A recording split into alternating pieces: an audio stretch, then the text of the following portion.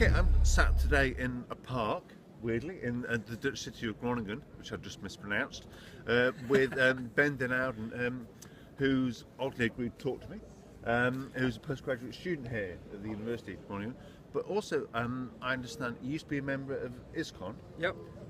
What's ISKCON? ISKCON, well, the acronym stands for the International Society for Krishna Consciousness, but most people know them as the Hare Krishna movement. Okay, so the stereotype is probably taken from things like the movie Airplane, when you see them in the airport, kind of singing and chanting, and is that kind of stereotype of popular culture? Bald-headed guys in orange robes. So is that completely inaccurate and misrepresentation? In some respects, no. Okay. Well, the thing is that at the time Airport was filmed, for example, it was the 1980s, and that was basically ISKCON's profile. So in terms of the time when Airport depicted it was quite accurate, and it is still quite accurate to some degree. But of course, ISKCON in its, I think now 60 years, I think it's up to 60 years, it has evolved in terms of how it interfaces with the public, and it isn't all orange robes and bald-headed guys. And the chanting. So that's not the question I told you I'd ask you, but that's fine. ISKCON is, as many people may know, certainly our students may know, considered to be an offshoot to a sectarian division of Hinduism in some way or other. So you're not from India, you weren't born into a Hindu family, so how do you find yourself, somebody from the other side of the world, or from here as well as from India, practicing what is ultimately a form of an ancient Indian religion?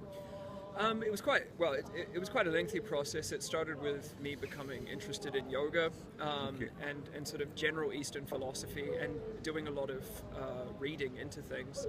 And actually, I mean, I ended up at the London ISKCON temple in Soho quite by accident one day. And sort of from there, I met some people, made some sort of acquaintanceships and friendships, and things kind of built from there. So just through casual acquaintance, becoming more and more involved? Yeah, I was also looking for something as well, because I was interested in Eastern philosophy, and I think at the time, because of where I was at in my life, I was kind of looking for a bit of a worldview almost. And you almost sound like what my new religious movements students recognise as one of the types of people we discussed recently when we called them spiritual seekers. Yeah. That's quite a category that's often quite recognised of young people. You were then young. Yes. Looking still for technically something. Yeah, more or less. Still kind of looking for kind of something in their life to give them meaning, as you put it, looking for a worldview. So how long were you involved with this kind of seriously after that? I was probably about a year and a half outside of the monastery, and then about 4 years in the monastery. So a significant chunk of your... Somewhere between 5 and 5.5 years. I'm not totally sure of the exact, but it's around about that sort of time. So quite a significant amount of time. And obviously, well, not necessarily obviously, but I know from talking to you, you're no longer kind of a member of ISKCON, and would no longer consider yourself affiliated with them anyway. What led to your, was it a kind of lengthy disenchantment, or was it something that you suddenly just thought, it's over? I think lengthy disenchantment probably would be quite accurate. How it sort of manifested was kind of interesting, because I obviously lived in the monastery for lived within one of the monastic communities for quite some time. And I think, like any person, when you join any kind of group of people, you always have doubts about things. Sure. But when you're living in such a closed environment, there you go. So we get filming outside of the church. Absolute proof that we are in a park in the Netherlands. And why do they always do it at 1:45 the hour? Just warning, it's almost time for lunch. Time for a sandwich. What was I saying? So while I was living in this monastic community, naturally, you know, like anything in life, we have sort of doubts and things. But of course, when you're in an enclosed space, social space like that, airing your doubts can be quite difficult. So I kind of sort of put them on the back burner. But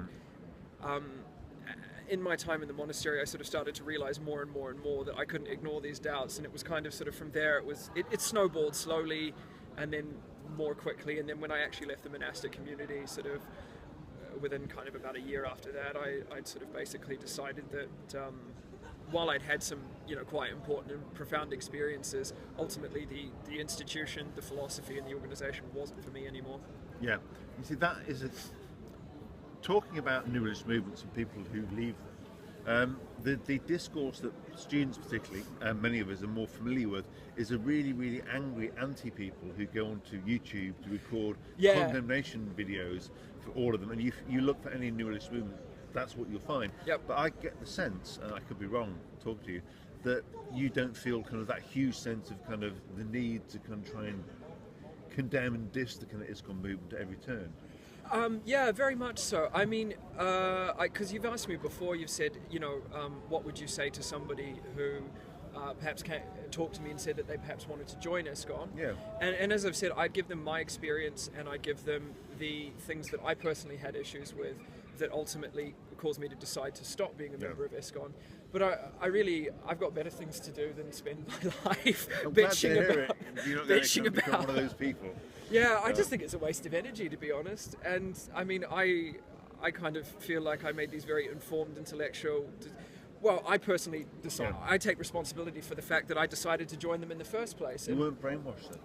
No, I will say that definitely within the ISKCON community, there are social pressures like there are in any kind of sort of enclosed. So in all sorts of communities, there are social conformity-related pressures that psychologists recognise. Yeah, be it the metal subculture, goths, whatever.